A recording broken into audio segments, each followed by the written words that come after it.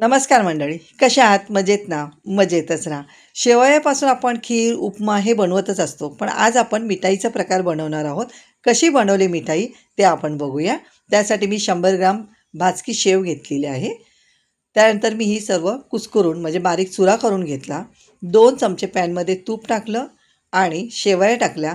4 मिनटं मीडियम गॅसवरती चांगल्या भाजून घेतल्या. कलर चेंज होईपर्यंत. आता कलर चेंज झालेला आहे. त्याच्यामध्ये मिल्क डे 1 वाटी टाकलेला आहे आणि वेलदोड्याची पावडर. आता मिक्स करून घ्यायचं मीडियम गॅसवरती. गॅस बंद करायचा मिक्स झाल्यावरती. आता इथे आपल्याला जसा आकार पाहिजे त्या आकारामध्ये तुम्ही इथे मिठाई बनवू शकता.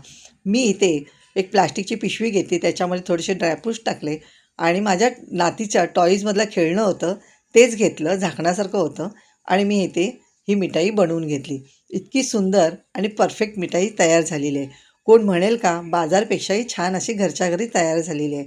नक्कीच अशी मिठाई बनवून बघा आणि व्हिडिओ आवडला तर लाईक, शेअर, कमेंट करायला अजिबात विसरू नका. थँक्यू.